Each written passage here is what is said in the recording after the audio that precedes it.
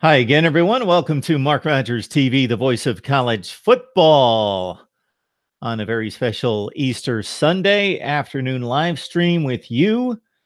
And hopefully many will join in over the next several minutes to an hour, hour and a half as we talk college football as we do here every day at Mark Rogers TV. So if you're finding me for the first time, we talk college football nonstop, 24/7, 365 with the best analysts across the country, media contributors from ESPN, the Big Ten Network, SB Nation, Bleacher Report, 247 Sports, Rival, Scout, all over the place. And then, of course, I've got my take as well.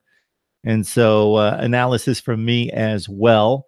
But I facilitate a number of team reports that I bring your way. If you look through the videos, you will see that we have contributors from all over the Power 5 conferences. And we are the voice of college football because I've got a voice. And because we bring on the best media contributors you're going to find anywhere that I can think of. If you look across the internet, if you look across YouTube, can't imagine that you're going to find anyone with consistently more contributors and quality contributors than we bring on Mark Rogers TV. But we are also the voice of college football because of you. So we appreciate your comments, your questions, your suggestions on what content you want to see, what contributors you would like to see me bring on to discuss, debate, and analyze college football. Just over the last week to 10 days, we have had team reports on spring football and recruiting from Miami and Ohio State and Michigan and Texas, Oklahoma, Alabama, and Florida, Texas A&M, Mississippi State, Penn State, USC, and I'm forgetting a bunch, UCLA, Arizona, a ton of contributors. And this week we already have lined up South Carolina, having come off of their spring game. So the first Power 5 spring game is in the books. It was on Saturday, the 31st, South Carolina, and our boy Will Gunter from 107.5 The Game will join us this week to talk South Carolina football, put a bow on spring practice and the spring game and what he thinks of the Gamecocks coming off that 9-4 campaign and win over Michigan in the Outback Bowl. We've got Alabama talk this week as well with Stephen M. Smith, who's joining me at 4 p.m. Eastern time. That will be recorded and released later in segments. And in the future, folks, we are going to bring on our media contributors, and those are going to be live conversations. So you can join in on the chat live with our media contributors. I will announce a schedule daily. We'll get that out to you, talking college football. Also lined up this week, we've got Penn State talk, Miami and Tennessee, and we have just begun. All right, of course, subscribe to my YouTube channel for the very best in college football coverage. Check it out. 6,000 to 7,000 videos. We have lost count, something in that range. And because of you, our viewership, subscription total has risen considerably. So thank you. And if you know anyone, your family, your friends who love college football, tell them about us. And I'm going to strike up the live chat here in just a minute to check out your comments and start the discussion. Just want to let you know that, yes, over the past several weeks, we have talked a ton of spring football, and we'll continue to do so with most of the spring games. Over the next 3 weeks, the spring games are going to be crazy. April 7th, the 14th, the 21st, tons of spring games to get to. I know that I reached out to some contributors with North Carolina State, West Virginia, Auburn, those three teams in particular playing their spring games this weekend. And then the 14th and the 21st are crazy. Everybody playing. Recruiting never stops. I'm not personally huge into recruiting, so you're not going to hear much analysis from me personally regarding recruiting until we get down to the nitty-gritty in December. And in February, I'll give you my analysis and player profiles on some of the top 300 players, but most of that comes from my contributors. So that's why you join me here at Mark Rogers TV, the voice of college football, because you're going to hear a ton of analysis from me, but it's not just me. I bring on the contributors and we shake it up. Breakout players. So we have targeted breakout players Ohio State, Michigan, Miami, UCLA, USC, across the board, other schools that I'm not thinking of right this second, but that's something that I have heard from you that you want to hear our take on breakout players for 2018. So we've done that. We've started it. We will continue to do it. Quarterback battles. We have talked about quarterback battles at USC, UCLA, Texas, Ohio State, Michigan, possibly if Shea Patterson's eligible, Clemson, Miami, and on and on and on and on. LSU, most recently, with a couple of new contributors as we have tapped SEC country for some contributions. NFL Draft, we talked this week with Rick Saratella from the NFL Draft Bible.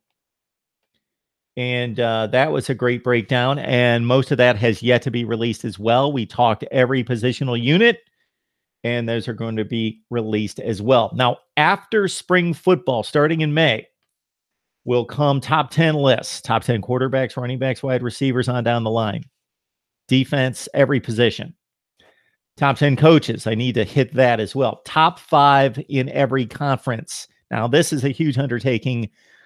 I've accomplished it to a degree in previous off seasons, but I would like to bring you top 5 quarterbacks in the Big Ten, top 5 defensive linemen in the Big Ten, the ACC, the Big 12, the SEC, and the Pac-12 across the board, the top 5 at every position. I wanted to get through spring practice because of obviously the early enrollees and their possible impact into those top 5s. And if you don't believe me, you got to go back and look at the top 5 positional units and then factor in the freshmen. The freshmen are a huge impact in today's college football. We all know that.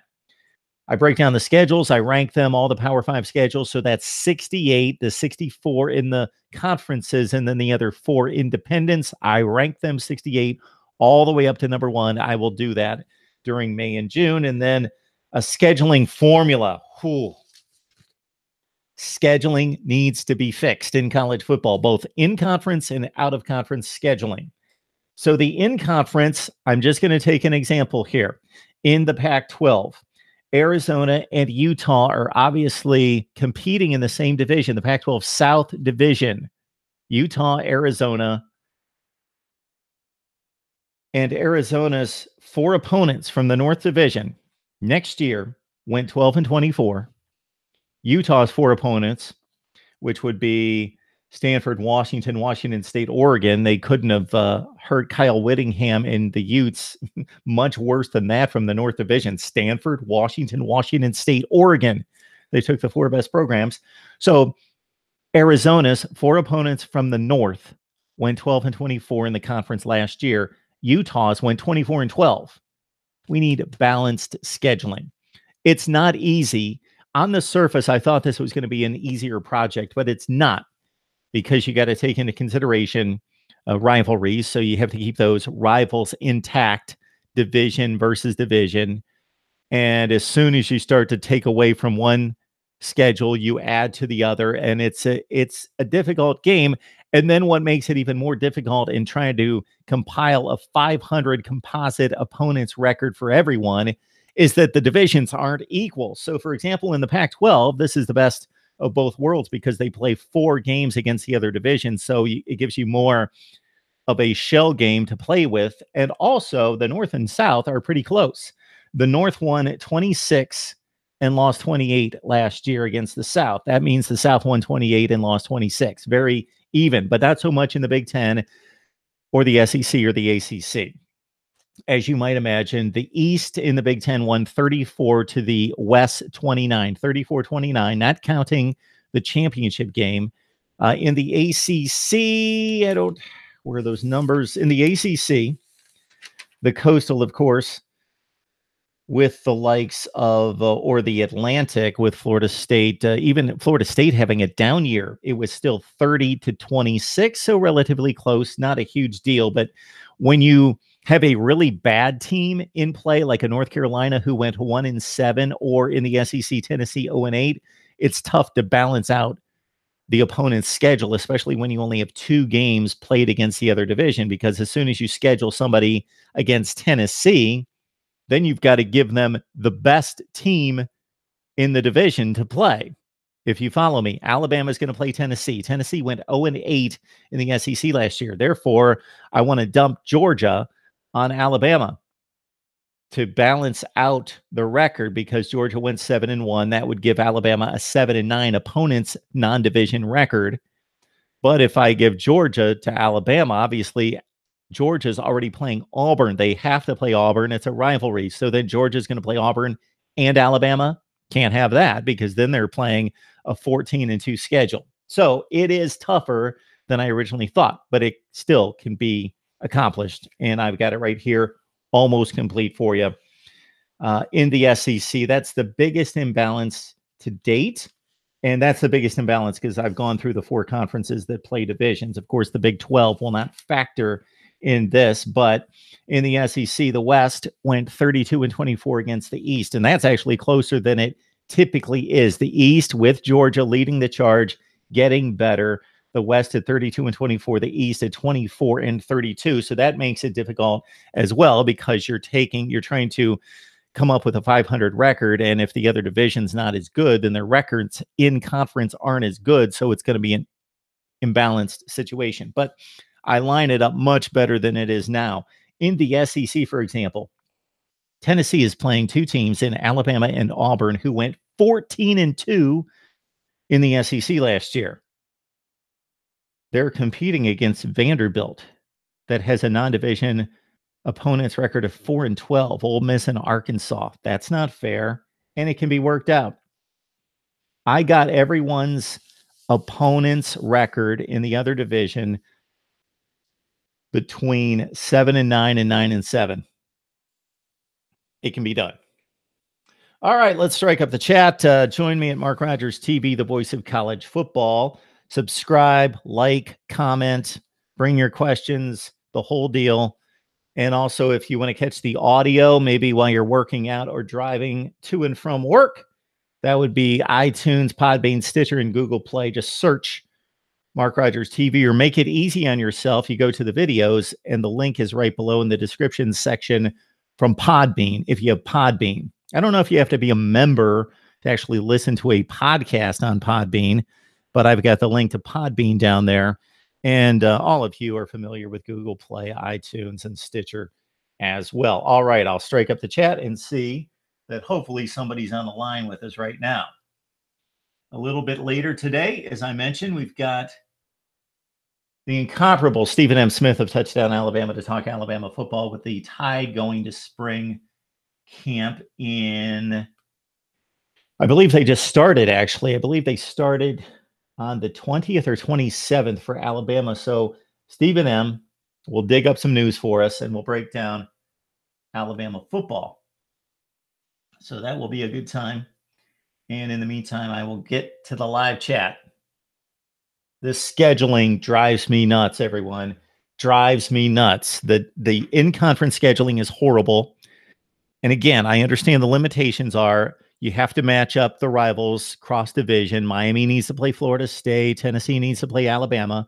Plus the divisions aren't equal. If they were equal, then it would be easier to do. And those are the 2 main considerations. And then if you got into my scheduling formula, you couldn't schedule the same teams over and over and over. You would need to keep track to say, okay, well, Arkansas has played Ole Miss 2 straight, or Arkansas has played South Carolina 2 straight years. We're not going to have them play South Carolina again.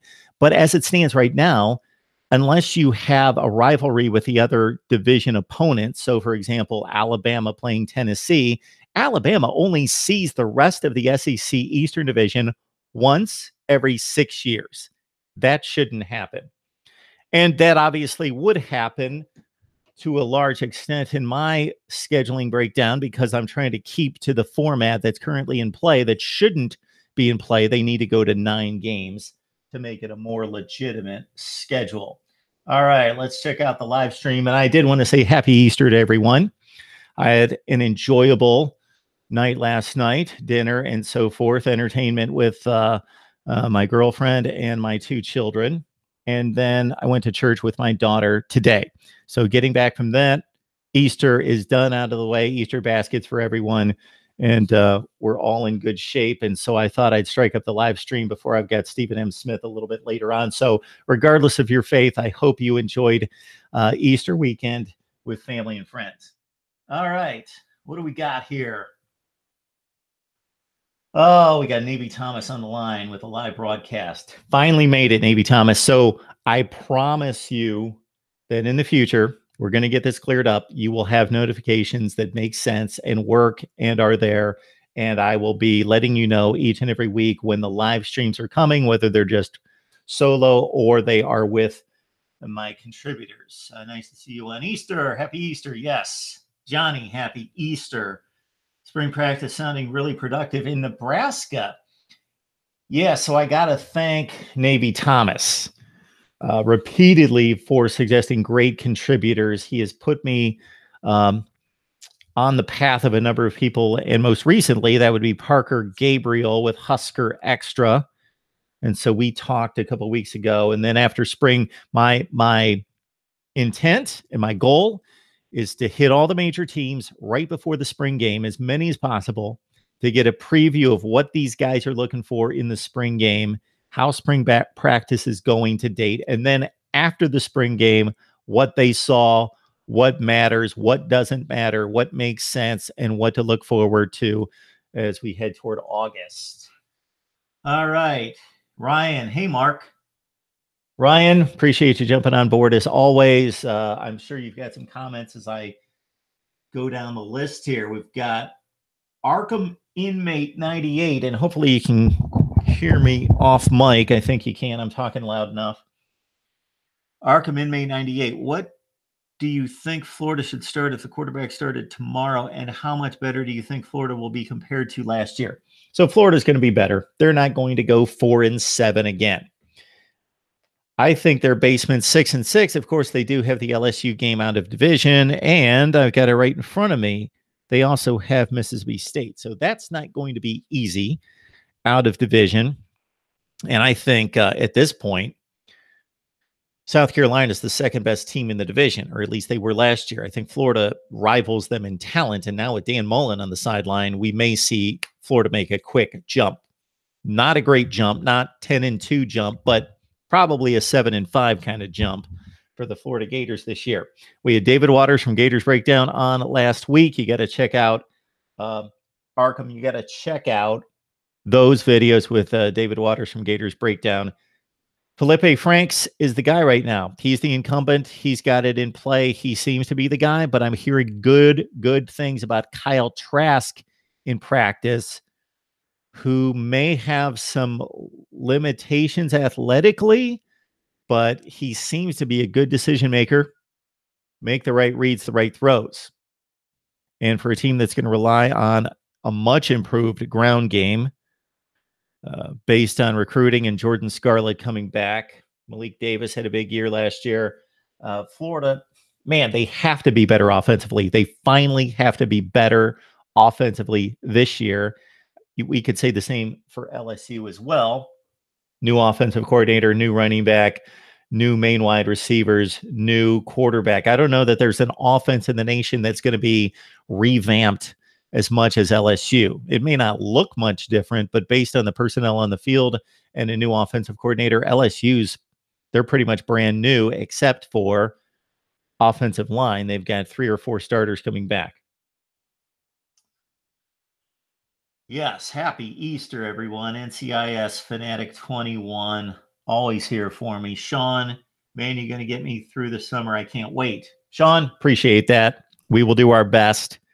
I think you just heard what we have lined up, and man, I got so much I'd like to get to. It's amazing. People ask me sometimes if they're not that familiar with college football. They say, well, what do you talk about the rest of the year? College football, September to the bowl games, January. What do you talk about the rest of the year? I talk about. Got tons to talk about. I don't hit anything close to everything I'd like to hit. I would also like to come up with a metric, and I think you guys would love this, that we'll go through conference championships, national championships, All-Americans, Heisman Trophy winners, first-round draft picks, every other winning percentage metric, and try to rank the programs all time. And maybe give it a sliding scale I somewhat hate to do this, but it is relevant because it is 2018 and it's not 1950 that you give descending weight to each decade as you go backwards. So Minnesota's run in the 1940s to the 1960s isn't going to count as much as it would have been if they had done that in the last 20 years. So I don't know if I can get to that, but I would love to do that. That's the kind of stuff I would love to dig in more and more. All right, we've got Darnell. What up, go Canes? Got a few Miami fans out there. So here's the deal with all the Miami content. Obviously, all you have to do is look at the views, and you see that there are a ton of Canes fans here. It's great to have you here at Mark Rogers TV. So I appreciate you weeding through all the other content that you may not want to see, the Miami or the Kentucky quarterback breakdown or the Oklahoma secondary breakdown, but you stay here for Miami football content. So I am doing my best to deliver that, and I've got more on the way. This week, both what has already been recorded and coming up on Thursday. But in addition to that, keep in mind that there are fan bases just as large, if not larger, than Miami. They just haven't found me. So I'm going to continue to dedicate myself to the large fan bases, the major powers. I would love to get to the entirety of the Power Five. But if you're a Purdue fan, I understand that I haven't really delivered anything or much. Maybe a few years ago, but nothing recently on Purdue unless I catch a game. Of course, I caught the bowl game, gave you a preview, gave you post-game analysis on Purdue and Arizona. But if you love Purdue football, hang with me. If you love college football, just keep it right here and we get to as many teams as possible. But of course, there's got to be a priority based on viewership, and there's got to be a priority based on how good the teams are.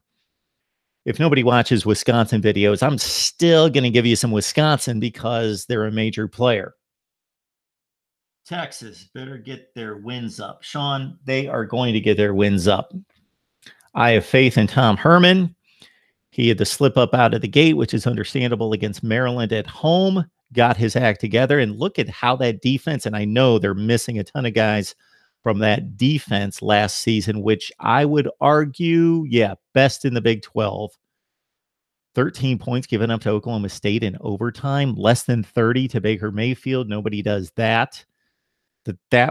And the reinforcements coming in, just as talented. Now, will they be as cohesive? I believe so, because this is Tom Herman's second year now. He's going to tighten it up. Everybody's going to be on board. You always have that issue with first year shock of new coaches, new head coach, new system, new practice structure, new terminology, all of that. Tom Herman in play, number 3 recruiting class in the nation. Of course, that's not necessarily going to take hold this year, but it's going to make an impact. Some of those guys are going to play considerable roles. BJ Foster at safety, one of the best in the business. So yes, Texas, major player in the Big 12, I expect this year. And with Oklahoma, taking a step back, I believe, with, of course, Baker gone. Oklahoma and Kansas to the Big 10. Notre Dame should be in the Big 10, but that's not going to happen. Johnny, I'm fine with unbalanced scheduling as long as polls and committees reflect it, but they don't. Yeah, it depends on the poll and the committee. It depends on the individual on the poll and the committee. Some really do their digging and homework and investigation and try to make it right. Others don't. They don't do their best at analyzing this stuff. That's a really good subject. Happy Easter, Dennis. Go Canes. Sean on here. This is better than Rivals. Love all the breakdown. Tuning in from Broward County. So I've got some friends down that way. Thanks for jumping on. Hook'em Horn. Sean says, I love all the content. It helps you know where you stand across the board against the other programs rather than whether we're up or down. Ryan jumps in. I believe that Georgia will be a team that leans more on its offense rather than the defense. Are there any other teams that you believe will have a drastically different identity from last season? Drastic identity difference. That is a great question. Let me scan while I'm talking. Scan through. I've got to think Chip Kelly's going to make major changes at UCLA, but what was their identity anyway? Of course, it was just Josh Rosen, and he's gone. But in terms of ground game, uh, speed on the outside, quarterback central system, or a defense like at Wisconsin, offensive line. We know what we get there at Wisconsin.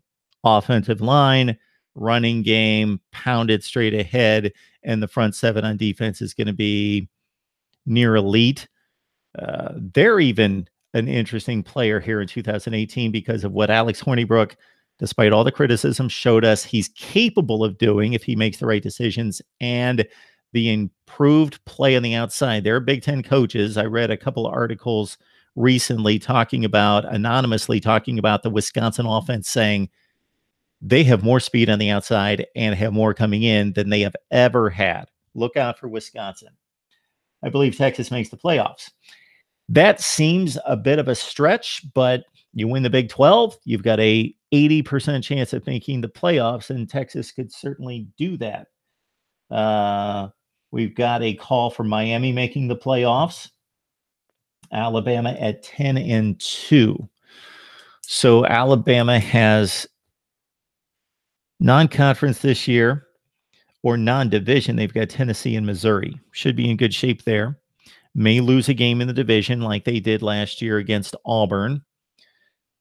But if they don't lose to Auburn, I don't know who's going to beat Alabama in the SEC. And then they only have Louisville as the one tough game. So 10-2 is a bit of a slip up for Alabama based on that schedule. Navy Thomas not fully confident that Mark Richt can recruit or develop quarterbacks. We know that he has coached very good quarterbacks in the past and done a good job there. Time will tell. Mississippi State and Auburn. Yeah, a lot of people like Mississippi State. Joe Moorhead in play. Nick Fitzgerald coming back. A load of talent. Look at how well they played against Alabama and LSU in particular last year. Played well in the bowl game despite a skeleton coaching staff in winning over Louisville in comeback fashion. Yeah, Mississippi State could be really strong this year. Dark horse there. Daniel, go Canes, N'Kosi Perry. Or as I was corrected by somebody this week, Kosi Perry. Kosi Perry won't start, but will take over and take us to the playoffs. Love the channel. Thank you, Daniel. Appreciate that. All right. So those are the comments. I'm all up to date. Texas goes 12-0. 19 Savage loves the Horns. 12-0 could be difficult, but they've got USC at home. Oklahoma's a neutral site. Nobody else in that conference really scares anyone. Of course, Will Grier, one of the few quarterbacks and the best quarterback coming back. Need some coverage on Oklahoma State. Of course, they've got a huge quarterback battle involving 4 quarterbacks. And I think we talked about that last time. I took you through the quarterback battles and what we'd been eyeing here. And I may have those notes when I get myself some kind of an assistant and I'm able to file all these notes. You guys can imagine what kind of notes I'm taking on a college football Saturday. It's nuts. Quarterback battles in the spring. Clemson, of course, Trevor Lawrence, Hunter Johnson, Kelly Bryant. I think people are overemphasizing, and I understand because it was the most recent game, the most important game against the best defense. But Kelly Bryant performed better last year than he did against Alabama. That is definitely a cause for concern based on his play. But I know Clemson people that are saying automatically, Kelly Bryant to the shelf. We need one of the other 2 guys to be playing. They're both 5 stars. For Miami, you got Kosi Perry, Jaron Williams, of course, challenging Malik Rozier. Florida State, DeAndre Francois, is he going to be able to regain his job? Ohio State, of course, Dwayne Haskins, the assumed winner of that quarterback battle. But again, not necessarily. He threw 7 passes against Michigan. That's the whole deal. People assume Tua Tagovailoa is going to be the Alabama starter. I would make the same assumption. I think he showed us enough in the most important game of the season. And Jalen Hurts has shown us enough of his inability to make the crucial throws. And then, of course, Michigan, that rests on the Shea Patterson decision, or the NCAA decision concerning Shea Patterson and Brandon Peters, his development. I talked to Steve Dace of Michigan Podcast this week. We released one of those segments, and he's a bit down on Brandon Peters. And I understand the bowl game was a debacle, and Brandon Peters never lit it up, but just a freshman last year, should improve, should be better. LSU, of course, Miles Brennan appears to be the guy. Yes, this Oklahoma State situation with the Hawaii transfer, Drew Brown, also Spencer Sanders, a kid that we interviewed about a year ago as he made his commitment to Oklahoma State. TCU's got Sean Robinson, Justin Rogers is a stud coming in. Taylor Cornelius and Keandre Woodtree. Those are the other two Oklahoma State guys, Cornelius and Woodtree. So they've got a 4-man competition going there. So if you guys know anything, I'm not going to go through the entire list of guys that I jotted down. And that was quite a long time ago I did that. Ryan, I know Oklahoma State is one of those typical air raid teams, but since they're losing Mason Rudolph and wide receiver like James Washington and Marcel Aitman, do you think they will run the ball more with a running back Justice Hill is special. He's not really a guy that you can beat up, though, so he can't carry it too often. But I would feel as though when you go from a quarterback central system, it's like having an Andrew Luck at Stanford.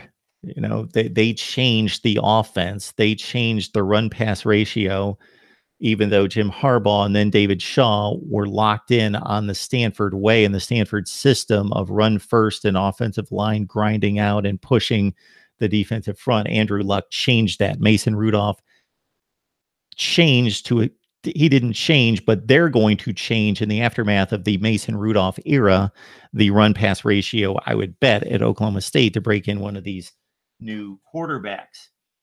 Might be Harbaugh's last year at Michigan. That would have to be a really down season for Michigan, but they have the schedule that possibly sets that up.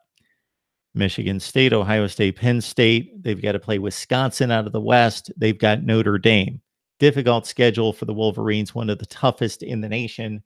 So, if they lose all those battleground games that they have in the division and the tough opponents and can't beat anybody good, like last year when they didn't beat Ohio State, Penn State, Michigan State, Wisconsin, and then lost the bowl game, I don't think it would send Harbaugh out, but I think it would set up the hot seat make or break year in 2019. I hope Miami plays Georgia in the playoffs. So you've got those interesting possible scenarios, and this is one that's foreseeable. Miami, Mark Richt versus Georgia. Urban Meyer, Florida. Doesn't look like it's in the foreseeable future, but things change rather quickly, and those types of situations. Of course, the luster has been taken off of the Nick Saban versus LSU. We've seen it now for 7 or 8 years since he left. Actually, Nick Saban now at Alabama for 10 years, so it's been that long. Playoff top 4, Michigan, Texas, Miami, and Alabama from Dennis. I don't think Michigan's that far away. I know they looked bad at the end of last year, and just based on what I just said, couldn't beat the really good teams. But in all those games, they were in it, excluding Penn State and getting ripped up by Saquon Barkley. Michigan was right there, and their roster this year is going to be better than it's been in a decade. David, will Kirby run Saban out of the SEC? I really don't see that happening. Kirby Smart has done a fabulous job, but we've got to remember much of Kirby Smart's tutelage came from Nick Saban, and that speaks to the greatness of Nick Saban being able to set up a coach with that much of a structure, framework, attitude, leadership approach to put him in play to be that good out of the gate as a head coach. It speaks a lot to Kirby Smart's ability, but also to Nick Saban's. Florida, 8-4. I can see it. Yeah, I can see it. It's going to be difficult. They've got a tough schedule in the East, and then what I mentioned against LSU and Mississippi State, and Florida State, of course, at the end of the year. Kirby runs Saban out of the SEC. Saban will only leave when Saban is good and ready to leave. And will South Carolina beat Georgia this year? Probably not, but they will have a much better chance than they did last year, a game in which they stayed within 2 scores and played relatively well, but really never had a shot. Of course, Georgia is going to be much younger on defense, going to be much younger at running back, but the running back position usually transitions pretty quickly, and they've got the 2 studs, Zamir White and, of course, DeAndre Swift in play. So Georgia's still significantly better from a talent standpoint. If you just look at the recruiting rankings, they've got like top 5 talent, and South Carolina's got top 20 or 25 talent. But that doesn't always hold true. And I believe the game will be in Columbia this year. So South Carolina's got a shot. And remember, again, South Carolina coming off their spring game this past Saturday. We hope to catch up with Will Gunter from 107.5 The Game to get his breakdown on South Carolina. I have no idea what happened at the spring game yesterday, but we'll catch up with it sometime this week. And from Martin, hi, Mark. The new president of Botswana is an FSU alum. Canes can't afford to lose. I will never hear the end of it. So that, of course, Martin, is your issue. Good luck to you. Hopefully things work out well. You did get the win this year to finally break that long losing streak. And Malik Rozier critics at least embrace the one fabulous throw that he made to win that game. Navy Thomas, so what do you think about the new kickoff return rule? I'd have to think about the ramifications on the game. The last time we went to the 25-yard line, that made a bit of a difference in terms of limiting the number of kickoffs. Of course, it caused return specialists and the way that they were coached to change because you're giving up field position, you're taking that risk, and of course they're looking to reduce injury. That's something we could certainly talk about, would be that. Buckeyes go 11-1. Yeah, that's kind of the typical prediction, that they're better than everyone on their schedule, but they're going to trip up at some point. And the Ohio State non-division schedule is pretty light. This is, again, going to be fixed. Not in reality, but I'll fix it in my scheduling formula. Ohio State out of division in the West plays Minnesota, Purdue, and Nebraska. Those 3 teams last year were 9-18. Shouldn't happen. I've got Ohio State playing Wisconsin, Illinois, and Purdue. Those 3 teams went 13-14. See, 500. All right, folks, I'm going to answer whatever's left here and then need to take off. Pac-12 or Big Ten represent in the playoffs in 2019? Well, USC's got the best roster in the Pac-12 South, so they have the easiest path to the Pac-12 championship game. Stanford, Washington, Oregon have to deal with each other, and while USC definitely has the best team in the other division. So it's going to be USC against somebody. And right now, my thought would be Stanford is the best somebody to come out of the North Division. Costello should be fine and ready to roll, and Bryce Love, of course, coming back. I think the North is now better. The North winner should beat USC, but USC almost has a layup to get to the Pac-12 championship game. So let's say for right now, even though my predictions will come out in August, we'll go Stanford. And we'll go with Ohio State. That's an easy one. Although I do think, and like the Michigan call by whoever made it a few minutes ago, that Michigan is going to be a major, if they get Shea Patterson in play and then he is able to practice in August and work out throughout the summer with wide receivers, Shea Patterson could be a difference maker in the Big Ten. Ohio State's got the best roster, but with Trace McSorley in play as a vet, Penn State, Brian Lewerke at Michigan State, and if Shea Patterson's in play at Michigan. Those rosters are just a notch behind Ohio State. They've got veteran, experienced quarterbacks who make plays against Ohio State's inexperience there. Could even the playing field and could be a very intriguing, fascinating run and race in the Big Ten Eastern Division. Malik is a fifth-year senior. I know Cameron Underwood likes Kosi Perry, but I'm not sold on him. Rather safe with Malik and win 11 games. Penn State over Wisconsin in the Big Ten championship game. We have seen that before 2 years ago, of course. And then I campaigned for Penn State to get the playoff berth over Ohio State, regardless of what people have said about my Ohio State campaigning this past year. They forget that I have been consistent. I campaigned for Penn State the year before. All right, everyone. Thanks for joining. Again, happy Easter. Hope you enjoyed it with family and friends. And we will catch you soon. And there will be notifications coming out. Trust me, in a few weeks regarding these live streams. But we appreciate it. Subscribe to my YouTube channel, College Football Talk, all the time right here on the Voice of College Football, Mark Rogers TV. And again, your comments, suggestions, your suggestions regarding both topics and contributors, I take into account, even though I may not be able to get to them immediately. I definitely take all that into account. I've got a nice long list going, and we'll get to it very soon. Appreciate it. We will catch you guys soon.